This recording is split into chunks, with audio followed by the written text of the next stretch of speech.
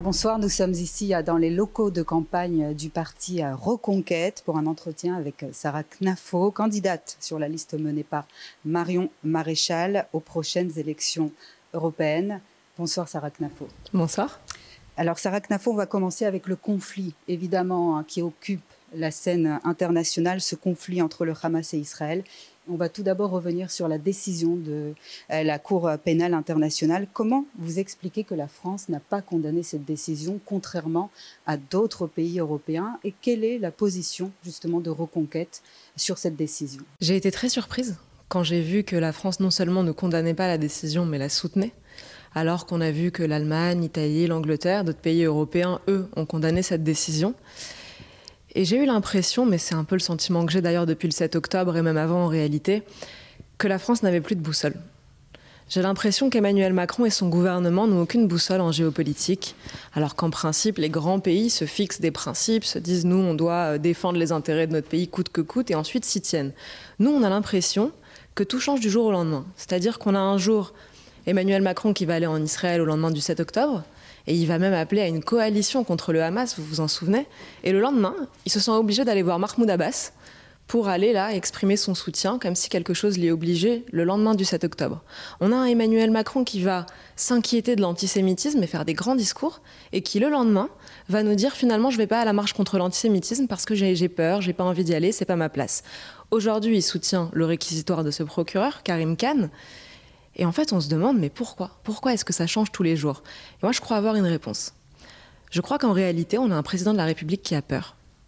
On a un président de la République qui a peur de ce qu'on pourrait appeler la rue arabe en France. Parce qu'en France, elle existe, cette rue arabe.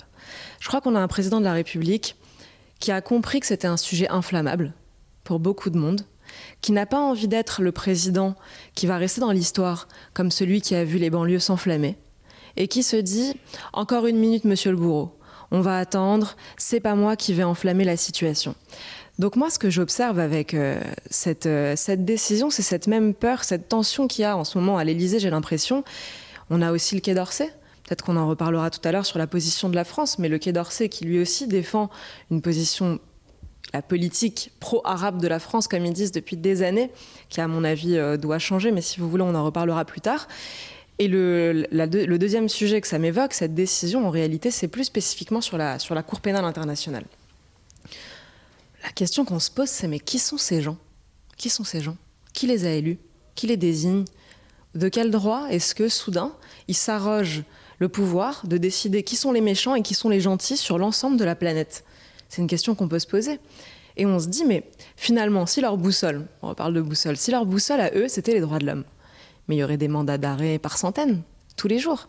Et où est le mandat d'arrêt de la Cour pénale internationale contre l'Iran? Où est le mandat d'arrêt contre la Chine? Je ne l'ai pas vu. Où est le mandat d'arrêt contre la Corée du Nord? Donc on peut se poser la question, est-ce que ce qui les guide, c'est vraiment les droits de l'homme? Et moi je crois que non. Je crois que pour la Cour pénale internationale, comme pour de très nombreuses institutions des Nations Unies, il y a un sentiment qui est en train de s'installer, qui est un sentiment, je dirais, anti-occidental, et donc anti-israélien. Quand vous regardez depuis 2015, 70% des résolutions condamnatoires de l'ONU ont été dirigées contre Israël. C'est-à-dire plus que l'ensemble des autres pays de la planète.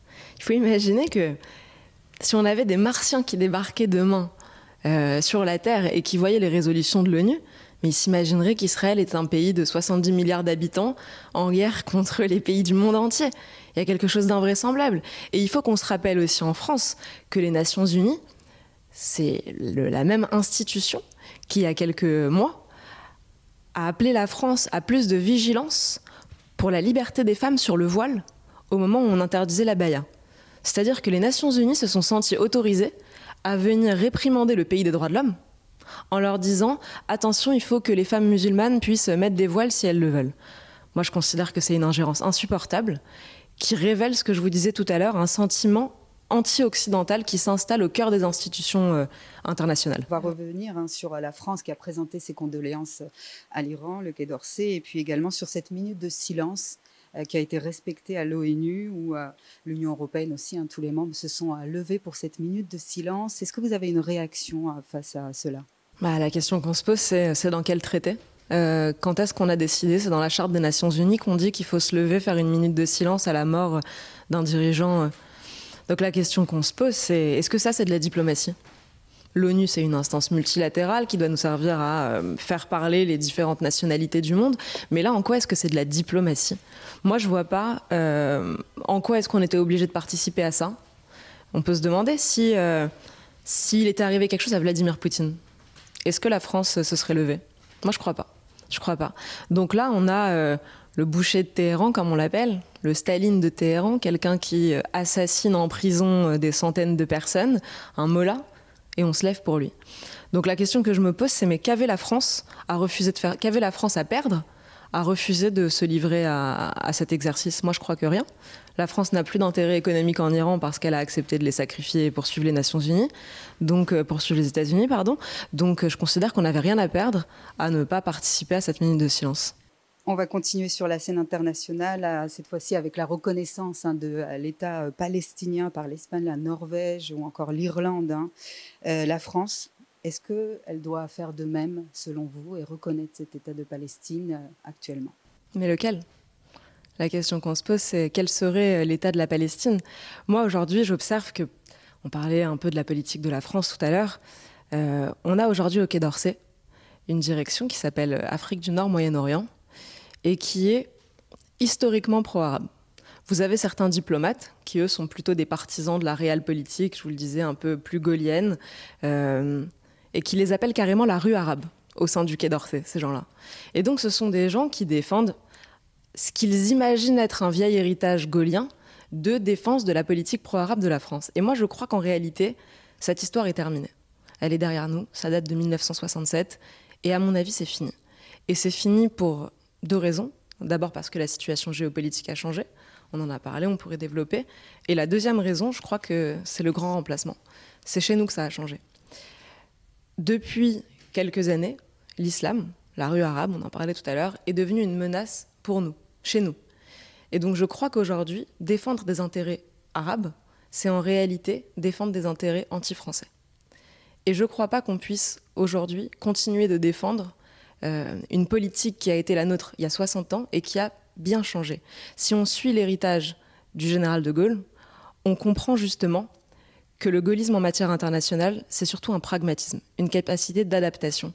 Et moi, je crois que beaucoup le trahissent aujourd'hui en pensant le perpétuer, mais que la première urgence, c'est de réussir à lutter contre ces ingérences islamiques. On peut parler du Qatar, qui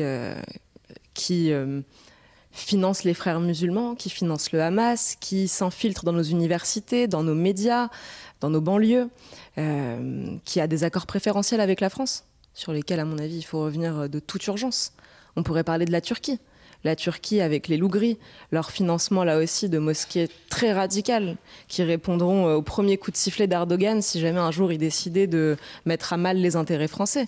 Et là, je pense que la première urgence, vous l'avez dit, je suis candidate aux élections européennes, la première urgence, c'est de mettre fin au processus d'adhésion de la Turquie à l'Union européenne. C'est un scandale que ce soit encore pendant.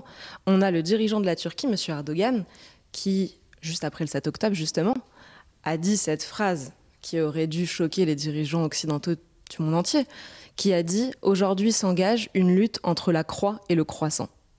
C'est très clair. Et je crois que c'est à nous de nous dire de quel côté on veut être.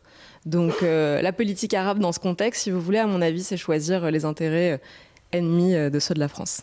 Néanmoins, si vous ne reconnaissez pas un État palestinien actuellement, parce que ce n'est pas le bon moment, si je comprends bien ce que vous dites, jamais Reconquête ne va reconnaître un État palestinien, surtout si vous êtes élu et que l'Europe a pris acte de ces reconnaissances de ces pays membres et demande à ce que, justement, l'Union européenne soit unifiée à ce niveau-là.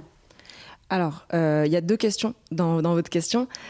Pour la première, la question que je vous ai posée, c'est mais lequel? Un État palestinien, mais où? Sur quel territoire? C'est la première question à se poser. C'est difficile de dire est-ce que vous reconnaissez tel État? Je ne sais pas sur quel territoire, dans quelle ville, etc. Qu'est-ce que ça implique? Est-ce que c'est comme Madame Rima Hassan, From the River to the Sea, et donc il n'y a plus d'Israël et on reconnaît un État palestinien? Est-ce que c'est en Cisjordanie? J'ai pas la réponse à votre question. Je pense que tout le monde est d'accord pour dire qu'une solution idéale, ce serait deux États. Nous aussi, on est d'accord chez Reconquête. On se dit ce serait serait idéal, mais aujourd'hui, on n'en voit pas l'aboutissement possible. Donc, j'ai pas envie de mentir et de vous inventer des solutions idéalistes. Oui, j'aimerais beaucoup qu'il y ait une solution à 2 États. J'en vois pas pour demain la possibilité. Je me permets de répondre juste sur l'Union européenne parce que c'est important pour moi. Vous dites on aimerait que les positions soient alignées. Moi, je ne crois pas. C'est ce que l'Union européenne demande. Moi, je ne crois pas à la politique étrangère européenne. Je crois qu'on n'arrivera pas à se mettre tous d'accord à 27 pays, on est déjà trop nombreux, on n'arrivera pas à se mettre tous d'accord et c'est important que la France garde une voix unique, qu'elle puisse dire qu'elle décide en conscience, seule, selon ses propres intérêts et pas en se soumettant à la majorité des pays si jamais ça va contre nos intérêts. Donc moi je ne crois pas à la politique étrangère européenne, chaque État a sa politique étrangère propre, mais en revanche il y a des choses qu'on peut faire ensemble. Et nous chez Reconquête, typiquement sur le sujet, qu'est-ce qu'on dit ? Premier élément, il ne faut plus qu'un seul euro soit pris dans la poche des Européens pour financer des institutions comme l'UNRWA. Ça, c'est inenvisageable. L'UNRWA, vous vous en souvenez, c'est cette institution censée aider les réfugiés palestiniens qui a plus de fonds à elle toute seule, qui a 4 fois plus de fonds à elle toute seule que toutes les institutions qui aident les réfugiés dans les autres pays, juste pour le sujet des Palestiniens, de l'argent qui est très souvent donné par l'Union européenne. Ça, nous, on dit c'est plus possible. Pourquoi c'est plus possible ? Parce que l'UN Watch a montré que cette association servait de cache d'armes au Hamas, que certains de ses membres avaient carrément participé au 7 octobre. D'autres ont jubilé sur des conversations, ça a été documenté. Donc, pour toutes ces raisons, nous, ce qu'on dit, c'est plus 1 euro donné de la poche des Européens vers cette association. Premier élément. Le deuxième élément, je vous l'avais dit, c'est lutter contre les ingérences islamiques. Le Qatar, il faut plus de naïveté. C'est plus possible. La Turquie, de la même manière, plus de naïveté. Il faut démonter tous les réseaux des frères musulmans, leur ingérence notamment dans la vie politique française. Il faut en faire une cartographie précise, il faut être lucide sur ces sujets. Et la dernière chose, je crois que la France, je vous l'ai dit, doit sortir du vieux logiciel de la politique arabe et elle doit accepter une forme de défense de la civilisation européenne, de la civilisation occidentale. Et quand on parle de civilisation occidentale, on est obligé de parler d'Athènes et de Jérusalem. Et donc, à mon avis, un des symboles très forts, ce serait que la France accepte de dire « Israël veut que sa capitale soit Jérusalem », on l'accepte. On passe de Tel Aviv à Jérusalem, parce que Jérusalem, c'est non seulement le berceau national d'Israël, mais c'est aussi le berceau de la civilisation occidentale d'une certaine manière. C'est le berceau de la civilisation judéo-chrétienne. C'est pas une ville périphérique en Israël. C'est également ce que pensent les chrétiens qui voient Israël comme la Terre Sainte. Et Jérusalem, c'est pas seulement la deuxième ville d'Israël. Ça doit être la première et je pense qu'on doit être capable de dire oui, demain, la capitale d'Israël doit devenir Jérusalem. On va parler d'Israël. Vous étiez justement dans ce pays avec Éric Zemmour en novembre 2023. Qu'est-ce que vous retenez tout d'abord de ce voyage, peut-être d'un point de vue personnel d'abord et puis d'un point de vue un peu plus politique ensuite ? C'était un voyage qui était très dur. On était juste après les événements du 7 octobre. Donc mes premiers souvenirs, c'est les kibboutz qu'on a visités. C'est le centre médico-légal. On a rencontré des familles d'otages aussi. D'un point de vue humain autant que politique, moi, ce qui m'a marqué, c'est les rencontres qu'on a pu faire avec la communauté française en Israël. On est allé à Natania, il y avait 1500 personnes. On a pu parler avec les gens. Et moi, ce qui m'a marqué, ce qui m'a ému, c'est que j'ai eu l'impression de rencontrer comme des réfugiés. Des gens qui avaient dû fuir la France, qui avaient dû quitter la France justement à cause de la menace islamique, et qui se sont réfugiés en Israël.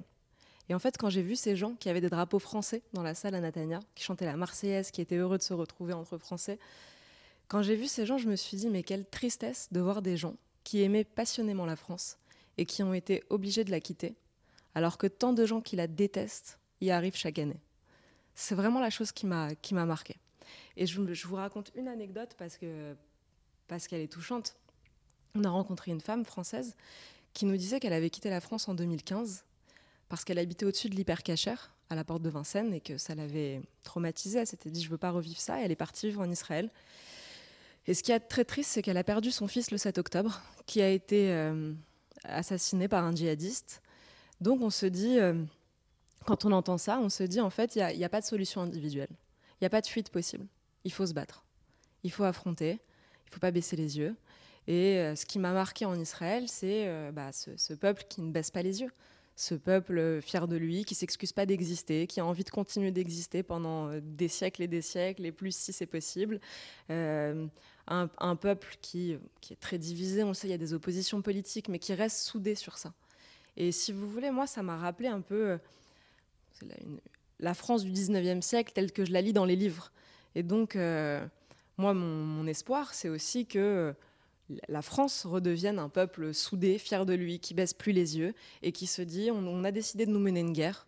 On n'a pas décidé de cette guerre, c'est pas nous qui l'avons choisie, mais maintenant il faut s'en défendre et il faut survivre et transmettre. Justement, cette communauté française qui est en Israël a donné pas mal de voix à l'élection présidentielle à Éric Zemmour. Est-ce que vous avez une stratégie pour ces élections européennes? Est-ce que vous pensez que les Français d'Israël vont se mobiliser aussi cette fois-ci? Je l'espère. J'espère qu'ils vont se mobiliser. Est-ce qu'on a une stratégie? Je vous dirais non, parce que ces gens, quand on parle de la France, ils sentent qu'on parle d'eux. La France, c'est un pays qu'ils ont aimé, qu'ils ont adopté, qu'ils ont dû quitter, parfois avec beaucoup de peine. Un pays qui leur manque, et ils voient à la télé, certains regardent votre chaîne, d'autres chaînes, et ils voient ce que la France est en train de devenir, et ils se disent on ne reconnaît pas le pays qu'on a aimé. Et je pense que c'est pour ça que notre discours a trouvé un écho chez eux. C'est, à mon avis, le seul discours qui défend vraiment non seulement cette idée qu'ils se font de la France, mais aussi le quotidien des Français ici, le quotidien de tous les Français, quelle que soit leur confession, des Français juifs qui se sentent menacés, des Français catholiques historiques qui sentent que leur pays est en train de changer de face, changer de visage, et qui reconnaissent dans Reconquête, dans aujourd'hui le vote pour Marion Maréchal, demain, je l'espère, dans le vote pour Éric Zemmour, qui reconnaissent cet espoir, ce souffle d'une France qui veut redevenir elle-même et laisser ce pays magnifique à leurs enfants. Il y a tout de même un tabou en Israël concernant les partis d'extrême droite. Là, on a vu récemment Amichai Shikli, qui est le ministre israélien de la diaspora et de la lutte aussi contre l'antisémitisme, qui a participé à un congrès Vox en Espagne avec Marine Le Pen. Il y a même une photo qu'on a pu voir des deux personnalités publiques. Quel regard vous portez, vous, sur ce tabou qu'ont les hommes et femmes politiques israéliens pour ne pas rencontrer officiellement, on va dire, devant la presse, des membres de l'extrême droite européenne? Déjà, moi, le terme d'extrême droite, je trouve qu'il ne me concerne pas. Je ne sais pas ce que ça veut dire, je m'y reconnais absolument pas. Mais pour ce qui est d'Amichai Shikli, on l'a rencontré. C'est même lui qui nous a emmenés à Kfar Raza quand on était en Israël. Donc on l'a rencontré avec Éric Zemmour, on a eu des conversations passionnantes. Je pense que ce qui explique le fait qu'on puisse le voir à nos côtés, c'est qu'il est ministre de la diaspora. Il côtoie les Français qui habitent aujourd'hui en Israël. Il leur parle. Il a senti qu'aujourd'hui, le vote pour nous, c'était le seul vote, justement, qui défendait ces gens. Il le sent, il le comprend. Il voit bien que ce ne sont pas des idées radicales, que c'est du bon sens. Ce n'est pas d'extrême droite. C'est quelque chose de banal, de consensuel. En réalité, ce qu'on défend, c'est les médias français qui veulent nous accoler l'étiquette extrême droite. Et donc, je pense que c'est ce qui explique qu'un homme comme lui, mais plein d'autres aussi. Vous voyez par exemple le parti Vox, vous l'avez cité en Espagne, le parti Vox c'est une scission de la droite classique espagnole. C'est pas un parti d'extrême droite en réalité, c'est comme nous chez Reconquête. Moi typiquement j'étais aux Républicains, j'ai soutenu Nicolas Sarkozy par le passé. Donc on n'est pas des gens qui sommes proches de l'extrême droite ou quoi que ce soit. On défend des idées qui sont consensuelles et je pense qu'aujourd'hui il y a une prise de conscience que toutes ces idées finalement sont celles qui vont bientôt l'emporter. On va revenir en France, on va quitter Israël et on va parler de l'os spectaculaire des actes antisémites depuis le 7 octobre. Est-ce que le gouvernement fait assez pour protéger les Français de confession juive, dont vous faites aussi partie? Votre question me rappelle une citation qu'Éric Zemmour a beaucoup citée. C'est celle de Bossuet qui dit « Dieu se rit des hommes qui déplorent les effets dont ils chérissent les causes ». Et ce que je peux vous dire, c'est que on ne défend pas les juifs quand on accueille chaque année des milliers d'antisémites. Ça, non. C'est la base de la base. Donc, si on veut lutter contre l'antisémitisme, il faut lutter contre l'immigration. Et si vous voulez, pourquoi est-ce que je dis ça? Chaque année, on accueille 500 000 immigrés supplémentaires qui viennent en majorité de pays musulmans. Il faut comprendre qu'aujourd'hui, dans le monde musulman, il y a un antisémitisme systémique, comme on dit à gauche, un antisémitisme culturel. C'est un phénomène qui est très documenté, que j'invente pas, je ne dis pas ça comme ça. On a par exemple l'historien spécialiste du monde arabe, Georges Bensoussan, qui a écrit sur cette histoire de l'antisémitisme et du monde arabe. On a un auteur qui s'appelle David Littman, qui a écrit un livre grandiose et qui fait des milliers de pages sur la condition des Juifs au Maghreb et dans le monde arabe, et qui explique à quel point c'était des pogroms, des humiliations permanentes et incessantes pendant des siècles. Donc on a cet antisémitisme culturel qu'on avait, nous, réussi à chasser d'Europe depuis la fin de la Seconde Guerre mondiale, et qu'on est en train de réimporter nous-mêmes chaque année davantage. Donc moi, je dis aux gens qui nous écoutent, si vous voulez voter contre l'antisémitisme, il faut voter contre l'immigration. Et donc, il faut voter Reconquête, le 9 juin, avec Marion Maréchal. On va continuer à parler justement de la communauté juive, mais aussi de la communauté musulmane, puisqu'il y a un débat au niveau européen, et vous êtes candidate pour ces élections européennes, qui concerne l'abattage rituel. Jordan Bardella, qui est un de vos concurrents, a déclaré qu'il n'y aurait plus en soi de viande halal et cachère en France, puisque pour lui, le rituel d'animaux sans étourdissement, c'est une problématique, et ça rendrait illégal donc les viandes halal et cachères en France.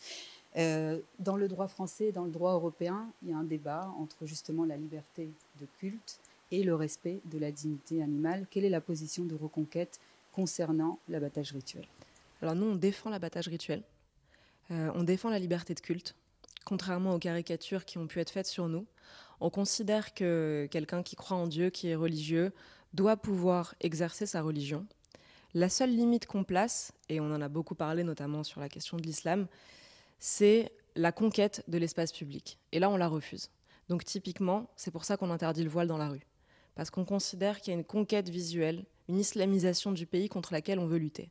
En revanche, je prends le cas de l'islam, puisque je parle de l'islam, un musulman qui voudrait faire ses prières chez lui, ça ne nous pose aucun problème, et c'est une évidence. Un musulman qui voudrait faire le ramadan, ça ne nous pose aucun problème. Donc la pratique religieuse, on la défend. C'est la raison pour laquelle, sur l'abattage rituel, on est contre l'interdiction. Il y a une deuxième raison pour laquelle on est contre l'interdiction, c'est qu'en réalité, on le sait, si on interdit l'abattage rituel en France, on va être amené à importer des viandes de l'étranger.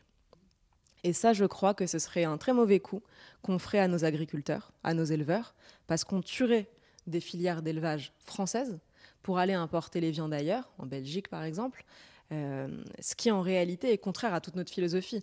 Il y a eu une crise agricole récemment, et j'ai entendu même Jordan Bardella dire « c'est pas normal d'imposer en France des normes alors que quand on importe des produits de l'étranger, on ne demande pas aux agriculteurs étrangers de respecter ces normes. » Là, il ferait exactement la même chose. Il dirait aux éleveurs français « vous, le cachère et le halal, vous n'avez pas le droit ». Mais comme on a quand même des croyants et des pratiquants et qu'on ne va pas leur empêcher de manger de la viande halal ou cachère, eh ben on va aller en Belgique pour importer via les éleveurs belges cette viande-là. Donc un manque de respect total des clauses miroirs qu'on réclame pourtant. Donc moi, pour toutes ces raisons, je considère qu'il faut défendre ces filières d'élevage, il faut défendre ces agriculteurs et il faut permettre aux gens qui veulent pratiquer leur religion de la pratiquer. On va parler féminisme à présent, surtout avec, il y a quelques jours, cette vidéo de 3 minutes 10 qui est sortie sur ces filles qui ont été kidnappées donc, par les terroristes du Hamas, des images assez difficiles à voir avec un texte où on entend un terroriste du Hamas dire « ce sont des femmes qui peuvent tomber enceintes ».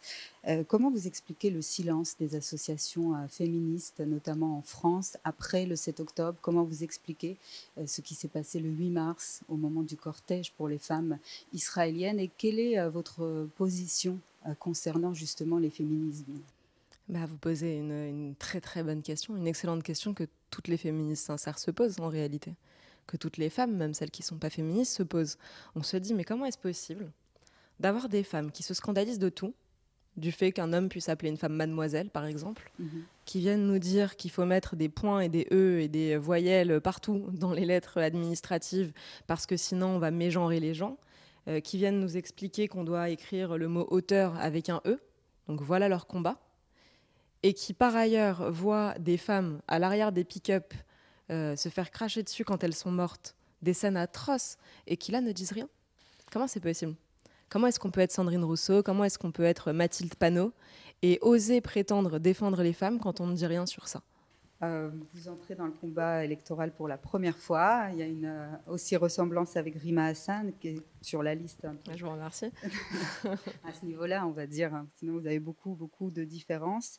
Est-ce que vous pensez qu'elle est un atout, elle, pour la campagne de la France insoumise? Rima Hassan? Est-ce qu'elle a un atout? Dans une France qui est grand remplacée, je vais vous dire oui, forcément, c'est un atout incontestable. Une femme qui porte un kéfier et qui, toutes les 3 phrases, rappelle qu'elle est palestinienne, je pense que oui, ça peut malheureusement, pour la France, mobiliser du monde. Ensuite, il faut quand même rappeler qui elle est. C'est une femme qui a été convoquée pour apologie du terrorisme. C'est une femme qui dit que l'action du Hamas est une action légitime. Comme ça, elle répond oui à cette question. C'est une femme que moi je trouve d'une particulière ingratitude. Parce qu'elle nous raconte qu'elle est née dans un camp de réfugiés en Syrie.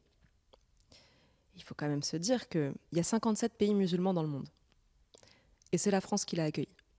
Et c'est la France qui a accueilli sa famille. Et comment elle remercie la France d'avoir été le seul pays à l'accueillir? En crachant sur la France tous les jours. En disant ce que fait Israël aujourd'hui en Palestine, c'est exactement ce que la France avait fait en Algérie, typiquement. Mais si elle admire autant l'Algérie, pourquoi elle n'a pas demandé l'asile en Algérie, en fait? Donc aujourd'hui, la question qu'on se pose, c'est comment est-ce qu'on peut être sur une liste aux élections européennes, se présenter devant les Français et tenir des discours à ce point méprisants vis-à-vis du pays qui l'a accueilli. Et alors, vous avez cité, effectivement, on a fait un collage avec les militants de Reconquête à Aulnay-sous-Bois, et on voyait partout les affiches de la France insoumise. Et sur ces affiches, il y a le drapeau palestinien partout. Ils vont émettre une photo de Jean-Luc Mélenchon, et juste à côté, ça va être écrit Gaza. Donc oui, nous, on se dit c'est c'est une campagne européenne, c'est pas une campagne palestinienne.